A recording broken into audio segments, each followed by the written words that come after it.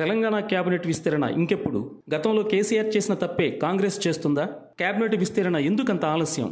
Revanth cabinet line clear కాకపోవడానికి మతలబు ఉందా? రేవంత్ కేబినెట్లో చోటు దక్కించుకునే నేతలు ఎవరు?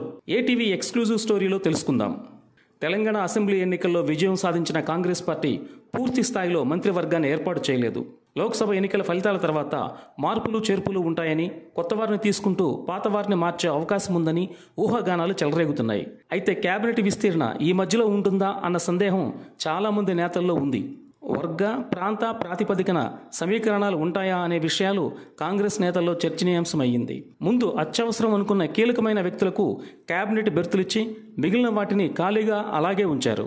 రాష్ట్రంలో ఎమ్మెల్యేల సంఖ్య ప్రకారం ముఖ్యమంత్రి కాక 17 మంది మంత్రులు ఉండడానికి నిబంధనలు వర్తిస్తాయి. కానీ ప్రస్తుతం తెలంగాణ కేబినెట్లో ముఖ్యమంత్రి కాక 11 మంది మంత్రులు ఉన్నారు. ఇంకో 6గురికి మంత్రి పదవులు దక్కే అవకాశం ఉంది. దీంతో ఆ ఖాళీలు ఎప్పుడెప్పుడు పూర్తి చేస్తారా అని చాలా మంది ఆశావాహులు ఎదురు చూస్తున్నారు. లోక్సభ ఫలితాల తర్వాత మంత్రివర్గ విస్తరణ ఉంటుందని పార్టీ వర్గాల్లో చర్చ నడుస్తుంది. అయితే లోక్సభ ఎన్నికల్లో వారి పనితీరును దృష్టిలో పెట్టుకుని పదవులు ఇస్తామని అధిష్టానం చెప్పింది. దీంతో రేవంత్ రెడ్డి కేబినెట్లో చేరబోయే 6గురు ఎవరెవరు అని ఎదురు చూస్తున్నారు. అయితే లోక్సభ ఎన్నికలు ముగియడంతో వచ్చే మరికొద్ది రోజుల్లో స్థానిక సంస్థల ఎన్నికలు కూడా ఉన్నాయి.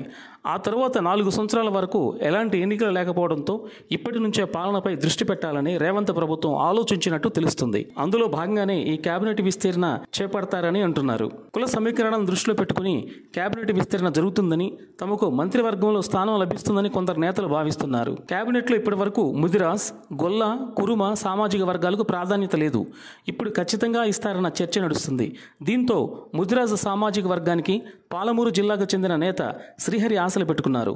గొల్ల, కురుమ సామాజిక వర్గానికి చెందిన హైదరాబాద్ నేత అంజనీ కుమార్ యాదవ్ మంత్రి పదవి వస్తుందని ధీమాగా ఉన్నారు. ముదిరాజ్, గొల్ల, కురుమ సామాజిక వర్గానికి ఒక్కొక్క సీటు పోతే మిగిలేది 4 మంత్రి పదవులే. ఆ 4 పదవులపై చాలా మంది సీనియర్ నేతలు ఆశలు పెట్టుకున్నారు. నల్గొండ జిల్లా నుంచి ఇప్పటికే 2 రెడ్డి సామాజిక వర్గ మంత్రులు ప్రాతినిధ్యం వహిస్తుండగా రాజగోపాల్ రెడ్డి సైతం మంత్రి పదవి కావాలని అడుగుతున్నట్లు తెలుస్తుంది. అయితే మరో నేతను నల్గొండ జిల్లా నుంచి తెరపైకి తీసుకురావాలని రేవంత్ రెడ్డి భావిస్తున్నట్లు తెలుస్తుంది. లోక్సభ ఎన్నికల ప్రచారంలో భాగంగా సిద్దిపేటలో జరిగిన రోడ్ షోలో అద్దంకి దయాకర్కి మంచి పదవి వస్తుందని రేవంత్ రెడ్డి చెప్పారు.